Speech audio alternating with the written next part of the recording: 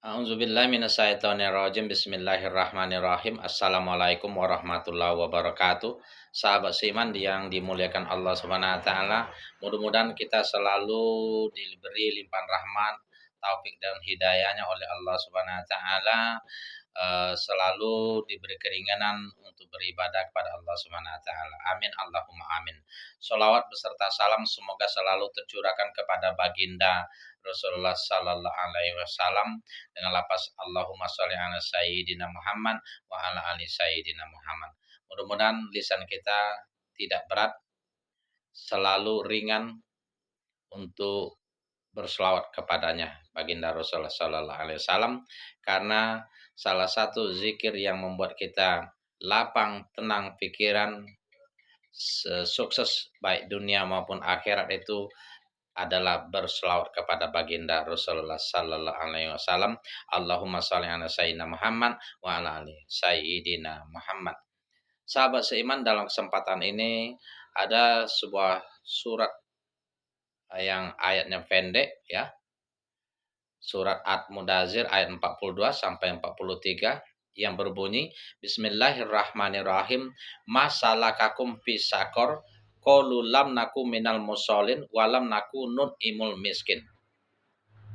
Yang artinya penghuni surga bertanya kepada penghuni neraka, kenapa kalian masuk neraka sakor? Neraka yang membakar kulit.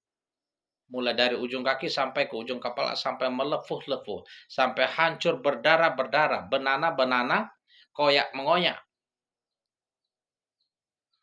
Hancur kembali lagi dibakar terus-menerus. Dan penghuni neraka menjawab, dahulu kami termasuk golongan orang-orang yang tidak melaksanakan sholat. Malas sholat, remeh, acuh, tidak peduli. Ketika azan berkumandang, Allahu Akbar, Allahu Akbar, Allahu Akbar, Allahu Akbar. Mereka tidak menghiraukan. Nah, ini jawaban mereka.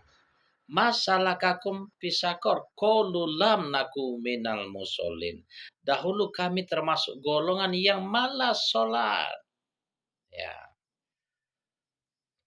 Apalagi yang kita tunggu selagi masih sehat, ya kan?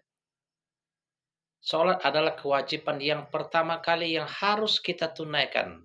Tidak ada pilihan, wajib sebagai orang yang beriman, orang Islam. Rukun Islam yang kedua. Sholat itu untuk kita sendiri, cahaya. Cahaya di dalam kegelapan. Petunjuk bagi kita agar kita mampu beribadah, agar kita mampu berperilaku terhindar dari perbuatan keji dan mungkar. Nanti kita akan mendapatkan cahaya, petunjuk dan keselamatan hingga hari kiamat kita selamat. Nabi Muhammad sallallahu alaihi wasallam bersabda, "Wa sholatun nur. Man hafazu 'alaiha kana lahu nurun wa buhana wa najata yaumal qiyamah." Barang siapa memelihara sholat dengan khusyuk dan terpelihara semua sholat, maka dia akan selamat, mendapat cahaya petunjuk hingga hari kiamat.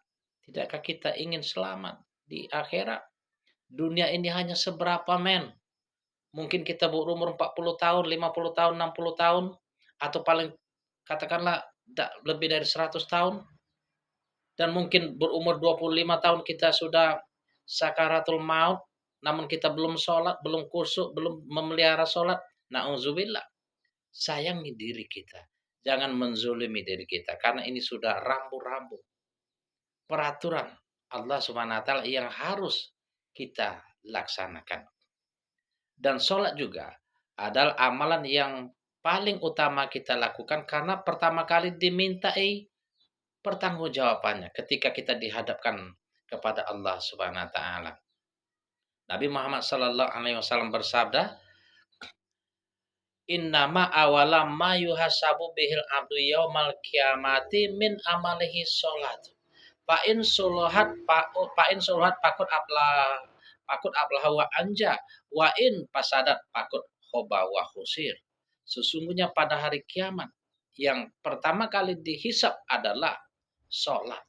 Barang siapa yang sempurna bagus sholatnya, maka dia termasuk golongan yang menang, sukses, berhasil. Namun barang siapa yang tidak melaksanakan sholat, lalai, tidak teratur, maka kata Nabi Muhammad SAW, dia adalah orang yang rugi. Tentu kita tidak mau menjadi orang yang rugi. Baik, sahabat seiman, mudah-mudahan kita termasuk golongan yang sudah berusaha terbaik, kusuk dan memelihara semua sholat. Amin. Allahumma amin. Di dalam surah Al-Mudathir ayat ketik 43-nya, 44-nya, walam nakunut imul miskin. Di samping kami tidak melaksanakan sholat, kami tidak memberi makan orang miskin. Nah, ini dia. Sholat dan melaksanakan zakat, infak, berderma, itu ada korelasi yang begitu dekat.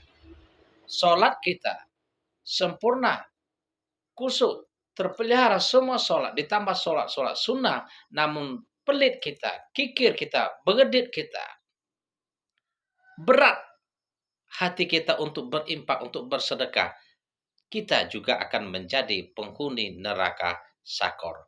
Menurut surat At-Mudathir ayat 42 sampai 44 ini. Ini Allah Subhanahu wa taala yang berfirman, bukan saya mengarang-arang. Kita hanya menyampaikan, berbagi, berusaha menjelaskan, mari kita amalkan. Pelihara sholat dengan baik, dengan sempurna seluruh sholat. Dan berusaha zakat, berderma kepada yang membutuhkan. Yang sudah kita anggap miskin misalnya, yang perlu memerlukan bantuan kita. Ya, di dalam surah Al-Baqarah ayat 215, keutamaan bersedekah, berimpak itu pertama kali kepada kedua orang tua, baru adik kakak, keluarga yang paling utama, baru anak yatim, fakir, miskin, sahabat-sahabat seiman lainnya, tetangga dekat, tetangga jauh, dan lain sebagainya. Itu semuanya kita perhatikan. Masalah kakum bisakor, qulu lam naku nun imul miskin, walam naku qulu lam naku nun minum musolin, walam naku nun imul miskin. Ketahuilah bahwa setiap harta yang kita miliki, rezeki yang kita dapat, pastikan kita keluarkan infaknya. Dapat 1 juta misalnya, kita keluarkan 25.000 minimal. Untuk siapa yang kita anggap paling utama mendapatkan infak atau sedekah kita.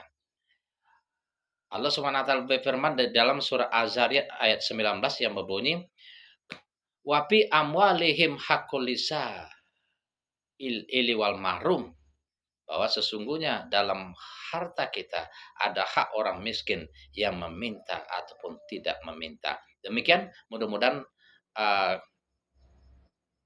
menjadi motivasi kita untuk berbekal, membenahi diri untuk keselamatan kita, tidak hanya di dunia maupun tetapi juga di akhirat nanti.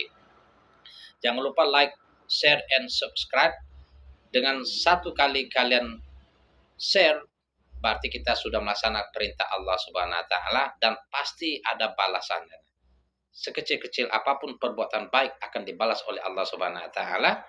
Demikian, assalamualaikum warahmatullahi wabarakatuh.